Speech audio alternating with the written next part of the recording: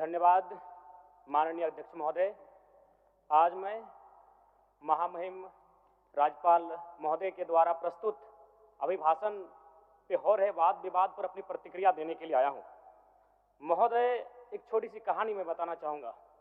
एक महिला थी, उसकी छोटी बच्ची जिसकी उम्र 5 वर्ष थी, वो अपनी माँ से आकर पूछती है कि माँ, छोटे भाई का मृत्यु कब होगा?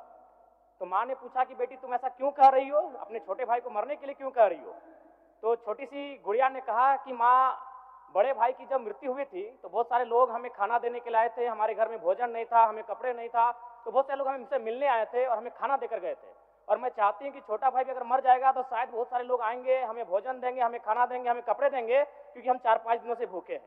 महोदय, आज यही भाव कोयलांचल के हर एक रैयतों के घर में है कि जब भी हमारी जमीनों का अधिग्रहण होगा, जब कोई कंपनी हमारी जमीन का अधिग्रहण माइंस के लिए करेगी और जब माफियाओं के द्वारा उन पर लाठीचार्ज होगा, उनके लठेत के माध्यम से उन पर हमला होगा, तो कोयलांचल के रैयत चाहते हैं कि साथ साथ में 2-4 IAS IPS को भी चोट लगे। क्यों लगे?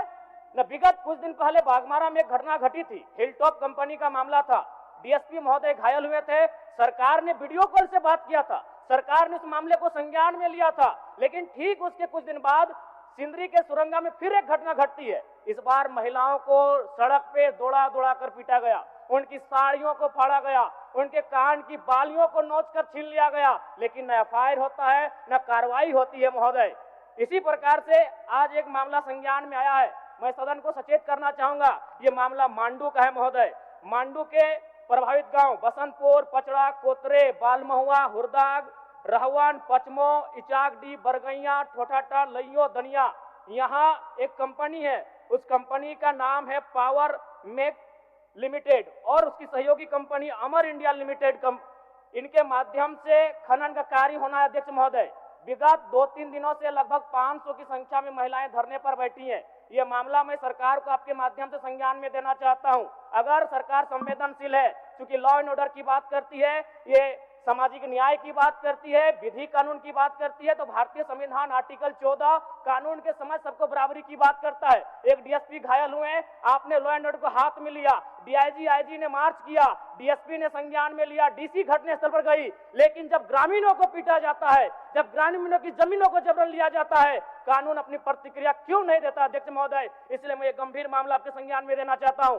महोदय, भारतीय संविधान आर्टिकल 301 कहता है, क्योंकि इससे पहले जो जमीन का मामला था वो हमारा मौलिक अधिकार था, लेकिन संशोधन करते हुए 300A में डाला गया है। वर्तमान वो हमारा मौलिक अधिकार न होकर संवैधानिक अधिकार है। अध्यक्ष महोदय, और वो क्लाउज कहता है कि जिसके पास भूमि नहीं है सरकार उसे भूमि आवंटित करेगी, लेकिन यहाँ दुर्भाग्य इस राज्य का कि जिनकी भूमि है, सदियों से, हजारों वर्षों से वो भूमि पर वो जोत कोड़ करते हैं, और आज लगता है कि ब्रिटानिया हुकूमत बरकरार है, ईस्ट इंडिया कंपनी का शासन इस राज्य में बरकरार है। आज इसी प्रशासन के जोर पर आज उनकी जमीनों का जबरन अधिग्रहण किया जाता है। मांडू का मामला को संज्ञान में लीजिए, सुरंगा का मामला संज्ञान में लीजिए, भौरा का मामला संज्ञान में लीजिए। अध्यक्ष महोदय, क्योंकि रोज रोज आपके DSP घायल होने का इंतजार मत कीजिए। विधि के समक्ष अगर सब बराबर हैं तो रैयतों को भी जान जाती है, रैयतों को भी चोट लगता है। इस मामले को संज्ञान में लेंगे। महोदय, मैं आगे कहना चाहूंगा, अभी वरिष्ठ नेता ने कहा लॉ एंड ऑर्डर, मैं मानता हूं कि लॉ एंड ऑर्डर आपका है, लेकिन कहां है अध्यक्ष महोदय? गांवों में, खेतों में, खलिहानों में, बालू और कोयला के खदानों में, माफियाओं की जेब में आपका लॉ एंड ऑर्डर है। महोदय, मैं पढ़ के बताना चाहूंगा, OB डंपिंग को लेकर भिड़ंत, फायरिंग, बमबाजी, रेती जमीन पर OB डंप किए जाने को लेकर पहले भी हो चुका है संघर्ष, चले थे गोली बम, मामला जीनागोड़ा का। देव प्रभा आउटसोर्सिंग के समर्थकों व ग्रामीणों में झड़प, पत्थरबाजी व फायरिंग, तीसरा थानेदार का हाथ टूटा।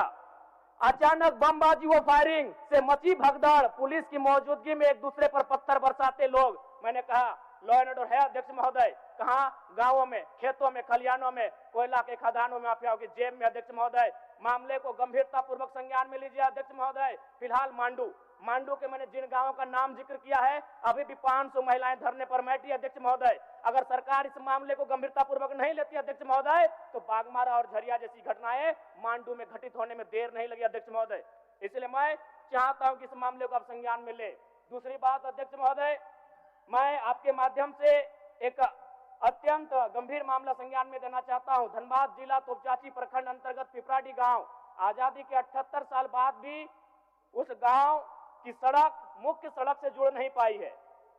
उनका मामला आता है अभयारण्य भूमि, सेंचुरी का भूमि का मामला संज्ञान में आता है। अध्यक्ष महोदय, मैं सदन के माध्यम से सरकार से पूछना चाहता हूं कि पारसनाथ पहाड़ में सड़क बन सकता है तो पिपराडी गांव में क्यों नहीं बन सकता है? अध्यक्ष महोदय, पारसनाथ पहाड़ में जिन लोगों की सड़क की जरूरत थी अध्यक्ष महोदय, चूंकि वह धनी लोग थे, वो संपन्न लोग थे, इसलिए पारसनाथ के पहाड़ में जो कि सेंचुरी अभयारण्य है सड़क चली गई, लेकिन पिपराडी गांव सड़क नहीं जा पा रही। अध्यक्ष महोदय, ये तोपचांची प्रखंड का मामला है, इसे संज्ञान में लेंगे।